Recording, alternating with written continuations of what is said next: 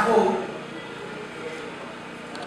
Monsieur le représentant de l'UNICEF, cadre du MCFDF, Monsieur le cadre des ministères sectoriels, membres de la société civile, Mesdames, Messieurs les représentants des organisations de femmes, membres de la presse, chers invités, je salue une salutation spéciale pour Malcolm Senias, une amie de longue date. Malcolm, je te salue.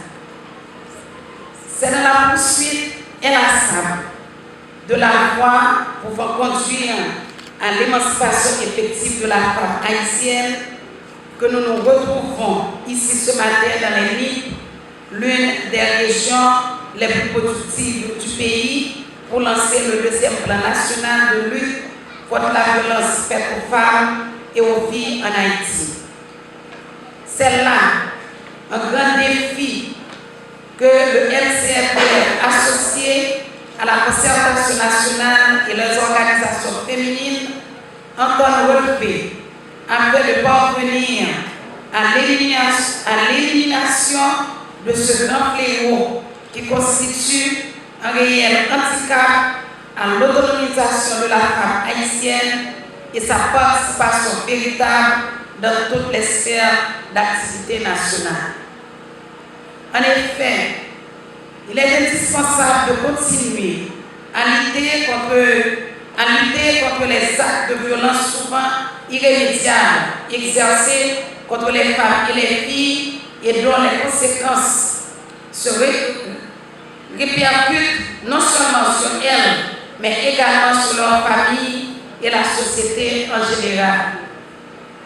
C'est d'ailleurs pourquoi Son Excellence le Président de la République, M. Michel Joseph Martelly, et le Premier ministre, Son Excellence M. Laurent Salvador Lamotte, se sont pleinement investis au cours des 3 dernières années à travers le ministère de la Condition féminine et aux droits des femmes et les autres secteurs directement concernés, dont les ministères de la Santé publique, de la Justice et de l'Éducation nationale, pour donner à cette problématique toute l'attention qu'elle mérite, d'autant qu'elle concerne l'un des aspects les plus importants de l'état de droit, qui est l'élimination de la violence sous toutes ses formes contre les femmes et les filles. Ainsi, l'activité que nous réalisons aujourd'hui permettra d'une part au gouvernement de la République de démontrer une fois de plus sa volonté de respecter les engagements internationaux tels la Convention des Nations Unies pour l'élimination de toutes les formes de discrimination à l'égard des femmes et des filles, CEDEF, la Convention de Belém do Pará pour la prévention, la sanction et l'élimination de la violence contre les femmes, de même que d'autres résolutions régionales et internationales touchant le bien-être de la femme, des enfants et de la famille. C'est dans ce cadre qu'il faut placer les différentes dispositions qui ont été prises, tant au niveau du plan global de développement que dans les différents plans sectoriels du MCFDF pour la révision et la modernisation des lois haïtiennes en la matière. La mise en place de nouvelles structures comme la création d'une direction des affaires juridiques du ministère, du Bureau national de lutte contre les violences faites aux femmes et aux filles, la mise en place des maisons des femmes, la mise en chantier du centre d'hébergement Yvonne Akin-Rempel et plusieurs autres programmes conçus à travers les coordinations régionales et qui sont autant de moyens susceptibles de permettre au ministère de réaliser sa mission essentielle qui est d'assurer la promotion et la défense des droits des femmes en Haïti.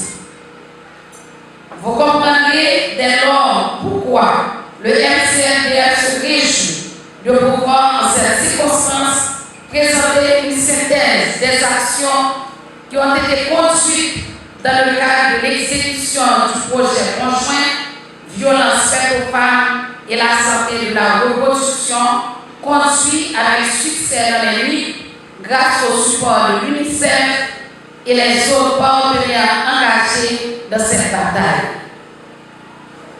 Il nous est agréable, en cette circonstance, de relever quelques points du rapport final sur l'exécution du projet santé reproductive genre conduit dans les nuits. Ce projet donne les heureuses retombées sur la population lilloise à court et à long terme notent les résultats suivants. 11 communes du département des Nuits et 37 sections communales ont été touchées par le projet, qui a mobilisé 44 animatrices et animateurs et touché environ 22 755, soit 11 354 garçons et 10 401 filles. À noter que 9 791 jeunes ont été sensibilisés dans les institutions scolaires, alors que 12 164 autres fréquentant les différents centres sociaux, églises, clubs sportifs et autres centres fréquentés par les jeunes.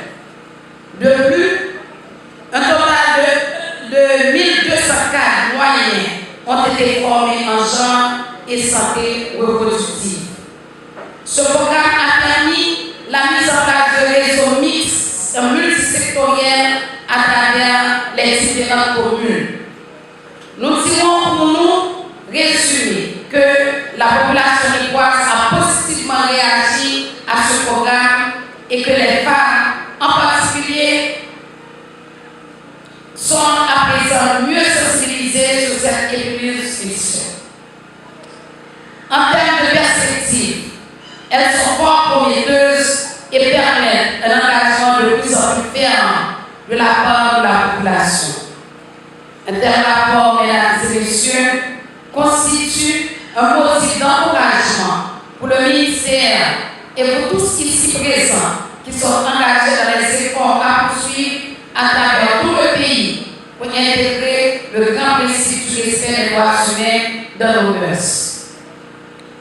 Aussi, sommes-nous très optimistes quant à la possibilité d'atteindre l'ensemble des nobles objectifs visés par ce projet, qui sont l'élimination effective de ce fléau et la valorisation du potentiel féminin indispensable à l'édification d'une société haïtienne juste et équilibrée, capable d'offrir à chaque citoyen, sans distinction de sexe, la possibilité de vivre dans la paix et pour le progrès de notre chère Haïti. Je vous remercie de votre attention.